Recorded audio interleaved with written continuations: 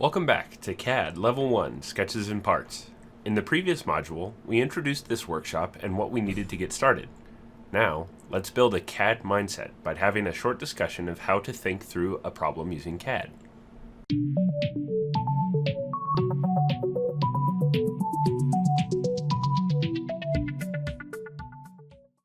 Perhaps you've heard of CAD before, or even used it. But maybe you used a different flavor of CAD than this Onshape tool I keep mentioning. SolidWorks is very popular in college, and Autodesk Inventor tends to be a classic choice among seasoned CADers in industry. So why Onshape? Well, let me count the ways. First, as you can see from this handy-dandy infographic, Onshape is on the cloud. If you've ever experienced the toil of installing something as big and computationally hungry as a CAD program onto your computer, you know why this is a huge win.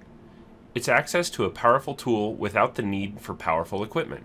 You even have the ability to modify your control scheme to mimic the controls of other popular CAD programs. Second, I call it the Google Drive of CAD. Remember the days of transferring files via thumb drive, renaming the files each time somebody makes a change? Let alone running into conflicts when you have the most modern version of your software, but your teammate is still using version 2008? All of that is in the past. The ability to share and collaborate, which we'll cover later, is invaluable, especially in the context of your project-based engineering courses in school. This feature alone sets Onshape apart as the best collaborative CAD program available, at least in my opinion. And third, it's the college student's favorite word. Food? No! Free! But, with all that being said, we must keep this in mind. This is not an Onshape workshop. We are using Onshape as our tool, but what we are teaching is how to CAD. This is a much more general mindset used to break a physical object into its features and use tools that are common among all CAD programs to construct our parts in multiple optimal ways.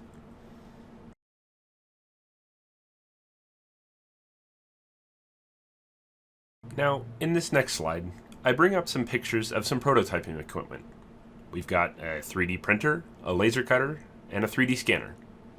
Sure, these equipment are found in the ITLL, and they're incredibly helpful for your project-based design courses. But what gives? Why do I include them here? Well, the thing is that any CAD program worth their weight, including Onshape, is able to communicate with each of these prototyping equipments. Each piece of equipment uses a special file type or language that it uses to describe how a model is constructed using its method. The additive manufacturing process of a 3D printer uses something called an STL or stereolithography file because it builds up layers of its model. The laser cutter uses a file type called DXF, which is usually a two-dimensional program since the laser cutter itself can only work in 2 dimensions. Even a 3D scanner uses a special file type. You can think of this as the backwards operation, where the 3D scanner will actually generate the model, and then CAD can come, import it, and interpret the model that you've generated, so that we can reverse engineer the product.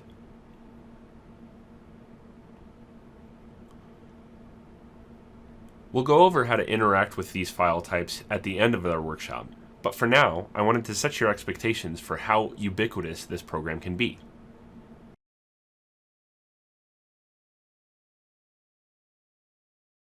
Next, why use CAD at all?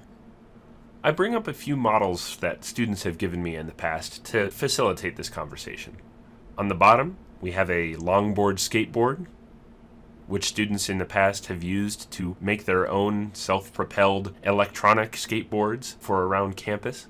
On the right, the incredibly intricate and detailed terrestrial-based telescope. Very cool. And even up in the left, we have a dog's wheelchair. Oh. So why use CAD when designing something like this, or something that you're expecting to design? Well, first, let's consider the alternative. What is the alternative? Drafting, drawing by hand.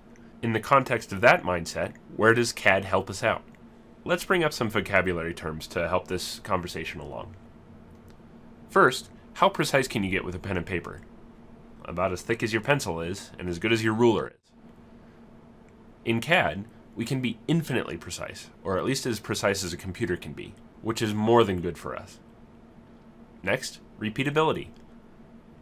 If you needed to share your copy of your drawing with somebody else after you've drawn it on a piece of paper, how do you share it? You could draw it again, or you could photocopy it, but the uniformity of the document is going to change or deteriorate as it gets copied over and over again. Here in CAD, especially using Onshape's Google Drive-esque sharing functionality, we can share our models infinitely with multiple people over and over again without degradation. Next, we have flexibility. What happens when you make a mistake when you're drawing? Well, you choose a few choice words from your adult vocabulary to scream as you crumple your piece of paper up and throw it into the recycling bin. That, or you use your eraser, which leaves smudges and, well, we all know that deal.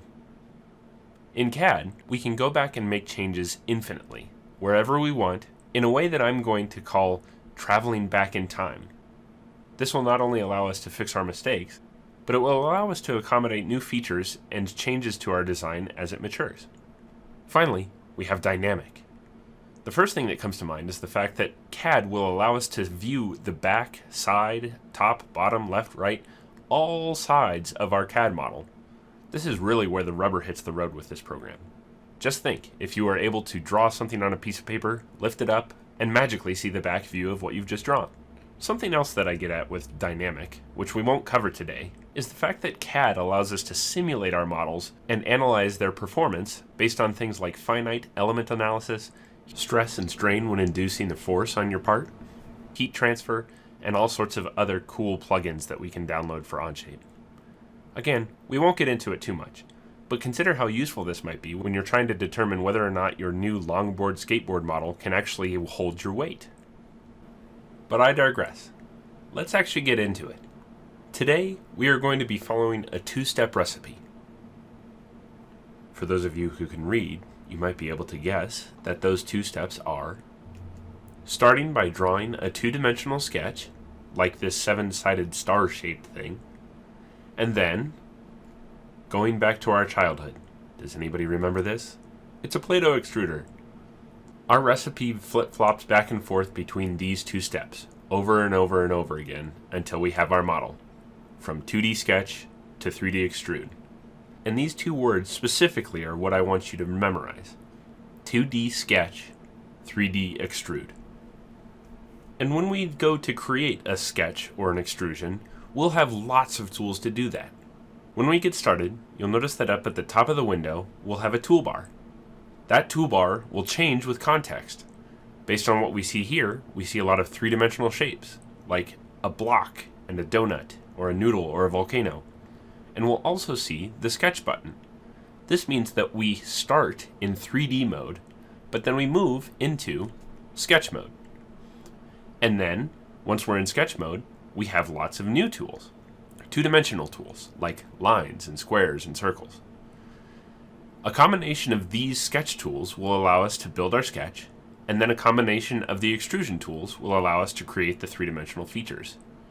But let's use this seven-sided star-shaped thing as an example. How would you draw it? What would you say if I gave you a pen and paper and asked you to draw this thing, aside from no? Well, you might ask for a ruler. This thing is made up of straight edges, and so using a ruler might help you along your way. You might also ask for a protractor. Since the internal and external angles of this shape are all the same, using a protractor would greatly increase the quality of your work. However, I still don't want to do that. That sounds terrible. Going around each corner and edge over and over and over again 7 times and getting back to the same point that we started, that sounds nearly impossible, even with a ruler and a protractor. So let's think in a CAD mindset. What features about this shape could we take advantage of to expedite our design process? Do you notice that the star can be split down the middle? Or that the star has 7 equal points around its radius? The thing is, there's more than one way to skin a cat. A terrible thing to say here, but it holds true. Several design tools will help us take advantage of the symmetry of our shape. We can use a 7-sided polygon to connect the dots between corners. We can reflect half of our shape across its center axis to expedite our process by about 2 times. Or we can pattern a diamond around 7 times in a circle to expedite our process by a factor of 7. There is no correct way, but what I will say is that there is an optimal way. Consider this. If we had chosen the method to draw each edge and each angle line by line, then if later we decided that our lengths needed to be slightly different, we would have to go back and change every single line and every single angle in that shape to accommodate. This is insult to injury. However, if we used our diamond rotating problem earlier, all we would need to do is go back, change the size of the diamond, and then bada bing bada boom, we'd be done. The change is propagated because we used a pattern. We're not only saving our time now, but we're also saving our time in the future in case we decide to change our design. And then, Play-Doh time. We hit our plunger, and the 7-sided star-shaped extrusion comes out and makes a 7-sided star-shaped prism. Cool. But, just like there was more than one way to go about the 2-dimensional side of things, there's more than one way to go about the 3-dimensional side of things. Let's take a moment, step back, and with your hands, create the shape of the profile that you would use based on the conversation that we just had in order to make this cylinder. Ready? Go. Get there. Now. Go, go, go. It's a circle. You can think of a cylinder as an extruded circle, or the circle as the profile of a cylinder looking down its axis. But is there another way to look at this? What other shape could you use to generate a cylinder? Looking at the side, we see that the side profile of a cylinder is a rectangle. If we were to revolve our rectangle around an axis, rather than extruding our circle linearly along that axis, we would get the same thing. This is a bit of a trivial example, but consider the case of a torus or a donut, where something like this requires the use of a revolve. Now there is one thing to note. We have a bit of a chicken and egg problem going on right now. How does the bottom edge of the rectangle relate to the circle? Well, the bottom edge of the rectangle is the radius of the circle. How about the tall edge of the rectangle? That corresponds to the amount that the circle is extruded. So again, we're left with a choice. Do we want to know how much we're going to extrude first, or do we want to set up the profile of the circle and then extrude it out? Again, a bit of a trivial example. Thus concludes our first section, Building a CAD Mindset. In our next video, we'll explore how to maneuver in Onshape using a mouse.